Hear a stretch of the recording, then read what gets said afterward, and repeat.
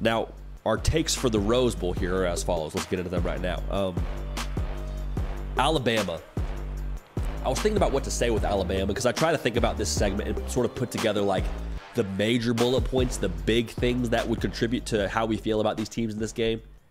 And for me with Alabama, like it's just a lot of the little things for how they've trended this year. That's the major thing, I guess, if you want to put it together.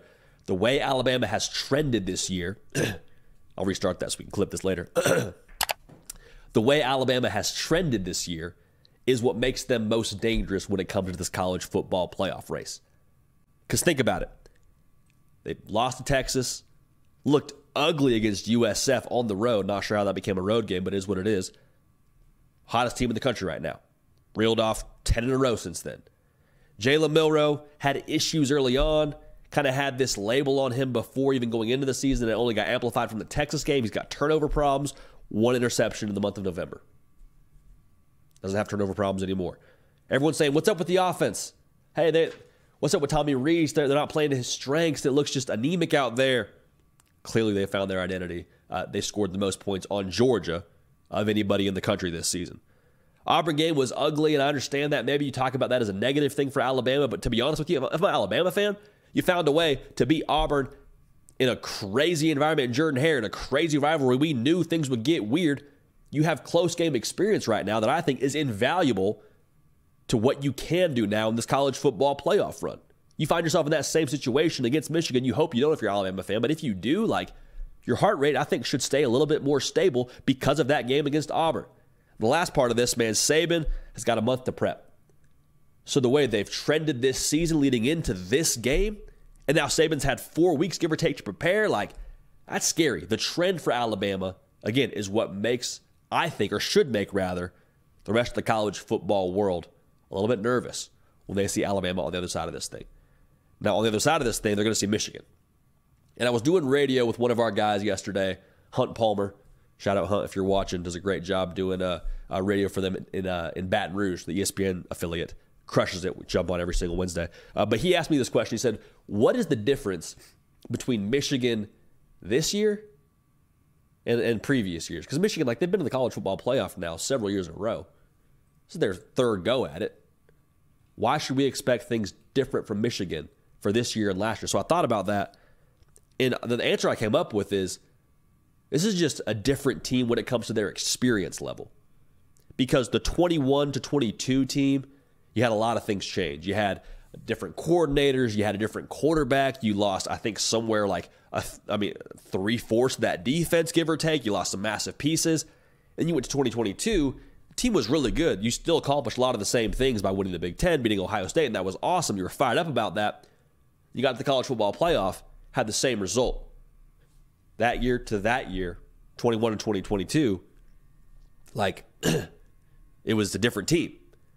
Now, this team in 2023, though, a lot of those cats that felt that heartbreak against TCU, that watched that confetti drop on Max Duggan and company, they're back for another round. And when you look at how Michigan played in that game a season ago, it kind of felt like watching Michigan, they got away from who they were. Like, they had the answers to the test. They knew what they wanted to do going into that game, and it worked pretty well in that first play where they popped off a big run. But after that, you were like, man, it doesn't look like Michigan. Like one of those where you get the test back, and you're like, man, I knew that answer. Why did I not circle that correct answer? Why did I lose my cool there? And I don't know if it was a composure thing. I don't know what it was, but I will say this. I don't think we see that from Michigan again in this game. I think they double down on who they are. I think they're physical. I think they run the football. I don't think we see J.J. McCarthy throw 2 pick sixes. I don't think we see them call screen plays within the 10-yard line. Like, they will double down on who they are when they get back to this spot. And so what makes them different, again, in my mind, is the experience factor they have from learning from last year, now moving into this game. So I'm excited to watch this, man. Those are our final takes on all these teams across the college football playoff landscape. You got 4 now.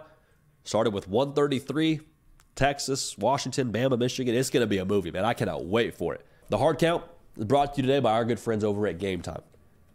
It's college football playoff season now. The regular season is behind us, and you got a chance to go see your team make the college football national championship. Got a chance to go see them punch their ticket. Don't you want to punch your ticket to go watch them play in that game in the semifinals? Texas, Washington, Alabama, Michigan, 2 games that I think are going to be absolute movies. Don't you want to make sure you see those things in person? Game Time, the best way to help you do that. They have selection across the board here for the best tickets at the lowest prices guaranteed. That's the Game Time guarantee. If you find a ticket in the same section and row for less on a different platform than what you paid for with Game Time credits you 110% of the difference, man.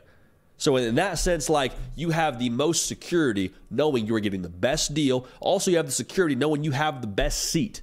What I mean by that is Game Time, they provide a view from the seat that you purchased before you even purchase it.